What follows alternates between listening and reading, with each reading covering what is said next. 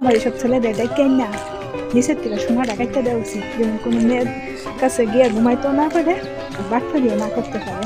এইসব ছেলেরা মেয়েদের সাথে প্রেম কইরা 2-3 বছর কথা কইয়া বিয়ের সম্পর্ক দেখাইয়া বিয়ের স্বপ্ন দেখাইয়া সাইডা দেয়। আমার মনে হয় এইসব ছেলেদের কেন না নিচের থেকে সোনা ডাকাইতে দেওয়া উচিত, যেমন কোনো মেয়ের কাছে গিয়ে ঘুমাইতেও না পারে, বাটপারিও না করতে পারে। আমার এই বয়সটা কয়েকটা ভাইয়ের জন্য টিকটকে কয়েকটা ভাইরা বলে যে বিয়ে করলে প্রবাসী মেয়েদের বিয়ে করবে। আমার ওইসব ছেলেদের আবার আপনি গিয়ে বলেন যে আমাকে বিয়ে করেন, আমি প্রবাসী থাকি। মা আমি 4 লাখ 5 লাখ টাকা খরচ করেছি তোমাদের তো প্রবাসী খাদ্যামাদের জন্য।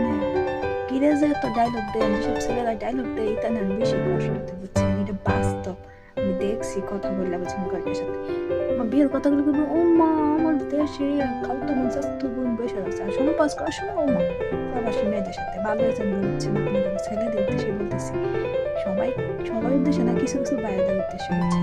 আল্লাহ তো পয়সা হচ্ছে, শুধু একটা মেয়েদের মন নিয়ে খেলা করেন না।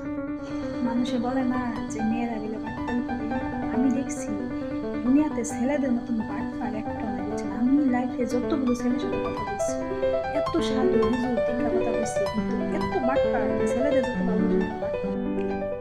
আজকে বসে বসে একটা কথা ভাবতেছি, বাংলাদেশে কিছু কিছু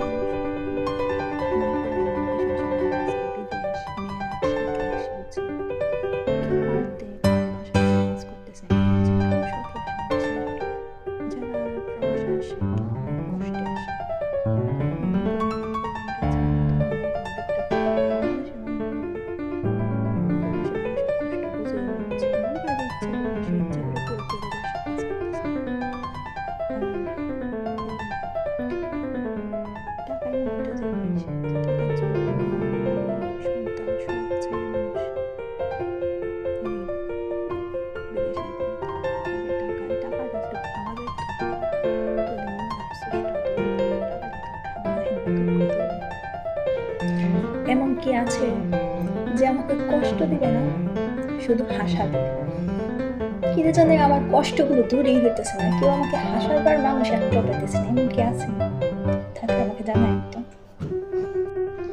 আগের দিনে মোবাইল ছিল না, কত ভালো ছিল, তখন কষ্টও ছিল না, দুঃখও ছিল না। এখনকার দিনে ফোনটা বের হয়ে কষ্ট দুঃখ শেষই হচ্ছে না মানুষের। মোবাইলটাই সবচেয়ে দুঃখের মূল। মোবাইলটা যদি না থাকতো এত কষ্ট হতো না। জীবনে যদি কষ্ট দূর করার জন্য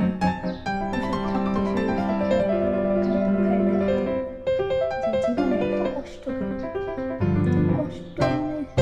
দূরেই বিদেশে কত কিছু বানানো শিখছি, কিন্তু খাওয়া মুজে মানুষ নেই বুঝছে। আপনাকে দেওয়া কেক বানিয়েছি সুন্দর খাইবার মানুষ নেই, আফসোস। তো খাবেন বললেন একটা কথা কি জানেন, পা দিয়ে পানি খাওয়া লাগে, কিন্তু মানুষের কাজ করা